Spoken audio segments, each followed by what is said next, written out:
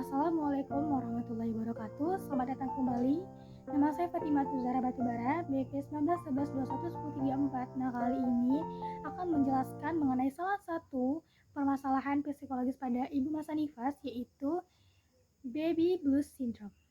Lalu apa sih yang dimaksud dengan baby blues syndrome ini? Nah, baby blues syndrome ini merupakan gangguan mood ringan yang seringkali tidak diperdulikan ataupun diabaikan oleh ibu pasca melahirkan dan juga keluarga ataupun petugas kesehatan, yang mana baby blues syndrome ini bisa berkembang menjadi suatu depresi ataupun bahkan berkembang menjadi psikosis yang berdampak buruk, seperti ibu mengalami masalah dalam rumah tangganya ataupun bahkan ke keluarganya dan juga tumbuh kembang anak yang terganggu. Nah, kita juga harus tahu nih apa sih penyebab dari baby blues syndrome ini. Yang pertama itu karena adanya perubahan hormon.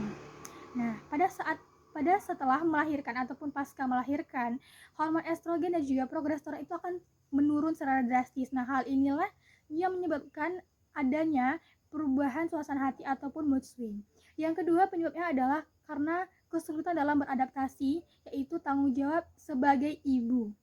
Yang ketiga juga karena ada kurang tidur. Lalu apa aja sih gejala dari baby blues syndrome ini?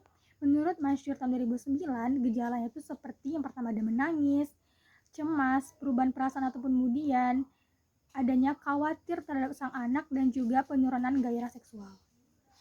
Lalu bagaimana kejadian postpartum blues ini di Indonesia?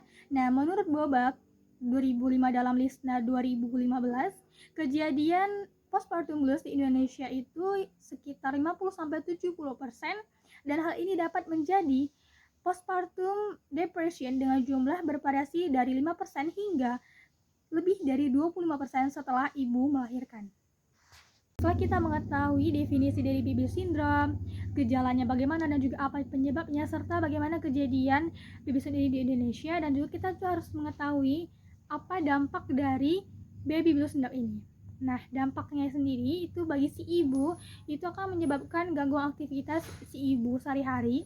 Yang kedua yaitu mengganggu hubungan ataupun komunikasi dan juga sosialisasi, baik itu dengan keluarga ataupun tetangga dan juga masyarakat, dan juga risiko menggunakan zat-zat berbahaya seperti narkotika, alkohol, dan juga rokok dan sebagainya, serta akan kemungkinan melakukan suicide ataupun bunuh diri. Nah, sedangkan dampak bagi si anak tadi ataupun si bayi, yaitu yang pertama, bayi itu akan sering menangis dan juga dalam jangka waktu yang lama. Yang kedua, mengalami masalah tidur ataupun gangguan tidur, dan juga si bayi itu kemungkinan akan mengalami suicide. Setelah kita mengetahui apa efek ataupun dampak dari baby blues syndrome ini, kita juga tentunya harus tahu bagaimana cara mengatasinya. Yang pertama yaitu kita dapat mengatasi dengan untuk jangan membebani diri. Nah, jangan paksakan untuk mengerjakan segala pekerjaan itu sendiri.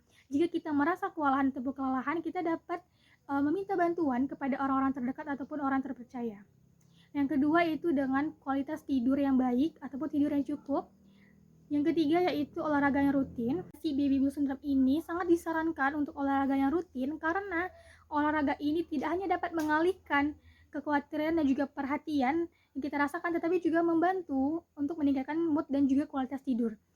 Yang selanjutnya itu adalah cara mengatasinya dengan kualitas makanan yang dikonsumsi.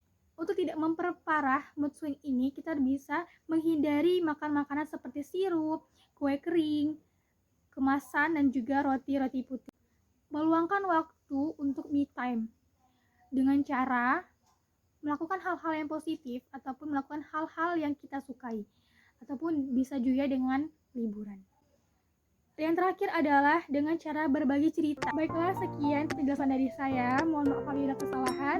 Terima kasih atas perhatiannya. Ambil baiknya dan buang buruknya. Wassalamualaikum warahmatullahi wabarakatuh.